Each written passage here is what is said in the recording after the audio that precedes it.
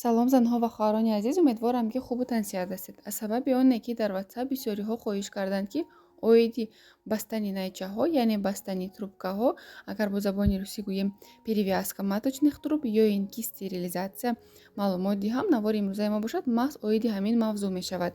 барои чӣ онро дар бисёр ҳолатҳо стерилизатсия меноманд? Барои оне ки баъд аз бастани найчаҳо зан наметавонад ки ҳомиладор шавад. мешавад дар тиб ҳам стерилизатсияи занона ва ҳам мардона. яъне дар занҳо агар маточные труби ё ин ки найчаҳоро банданд, дар мардҳо бошад ҳамон найчае ки аз он сперматозоидҳо ба берун мебароянд ё ин ки мебуранд ё ин ки мебанданд. барои чӣ найчаҳоро дар занҳо мебанданд? Сабаби бастани он якчандта мебошад. Якум, ин ҳомиладор нашуданд. яъне зан вақте ки аз 3-4 фарзанд зиёд дорад ва намехоҳад ки боз ҳомиладор шавад, дар он ҳолат метавонанд ки найчаҳои онро банданд. дуюм, ҳангоме ки дар зан ягон намуди контрасепсия мувофиқ намеояд. яъне якум, ин ҳангоме ки дар зан спираль мемонанд ва спираль ба организми зан намефорад, зан метавонад ки хунрав шавад дар он ҳолат. дуюм, дар ҳолате ки зан дороҳои гормоналӣ истифода мебарад, ба организмаш мувофиқ намеояд. дар он ҳолат ягон намуди контрасепсие ки фоида накард, мегузаранд ба бастани найчаҳо. инчунин ҳангоме ки зан аз 35-40 сола боло аст ва намехоҳад ки дар ин сину сол ҳомиладор шавад, дар он ҳолат низ ба онҳо тавсия дода мешаванд ки найчаҳои худро банданд. ҳангоми бастани найчаҳо зан наметавонад ки ҳомиладор шавад, чунки вақте ки найча баста аст, тухмҳуҷайра наметавонад ки ҳаракат кунад ба дохили бачадон ва сперматозоид наметавонад ҳаракат кунад ба назди тухмҳуҷайра. чӣ хеле ки ҳамаи мо медонем, ҳар як дору, ҳар як намуд ҷарроҳӣ ҳам хусусиятҳои мусбит дорад, ҳам хосиятҳои манфии худро дорад. дар ҳолати бастани найчаҳо низ чунин аст. ҳаст ҳолатҳое ки барои зан фоида меорад, вале мешавад ҳолатҳое ки барои зан зарар меорад. ин кадом ҳолатҳо мебошанд? шурӯъ мекунем аз хусиятҳои мусбӣ, яъне положительные стороны ҷарроҳии бастани найчаҳо. ҷарроҳии бастани найчаҳо ҷарроҳии душвор нест. дар муддати 5-10 дақиқа метавонанд ки ҷарроҳиро аллакай анҷом диҳанд. якчанд намуди роҳҳои чунин ҷарроҳӣ вуҷуд дорад. якум, ин лапароскопия, яъне тавассути лапароскоп даромада найчаҳоро мебанданд. дуюм, ҳангоми буриши қайсарӣ, яъне шуморо вақте ки кесарево сечение мекунанд ҳангоми таваллуди тифл, дар ҳамон муддат метавонанд ки найчаҳоро банданд. сеюм, ҳангоми гистероскопия, яъне набурида шиками занро аз бачадон, яъне аз поён даромада, аз маҳбал метавонанд ки найчаҳоро банданд.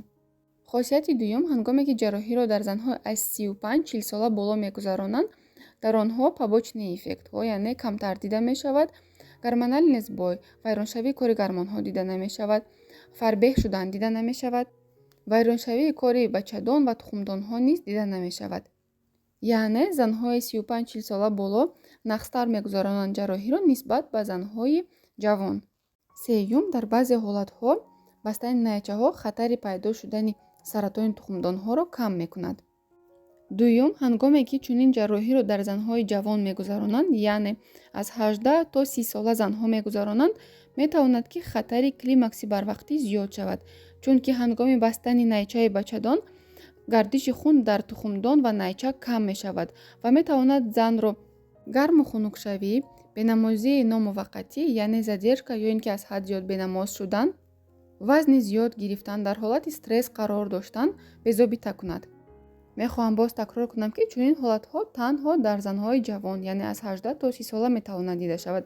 дар занҳои аз 35 сола то 40 сола ҳангоми чунин ҷарроҳиҳо ин нишонаҳо дида намешавад.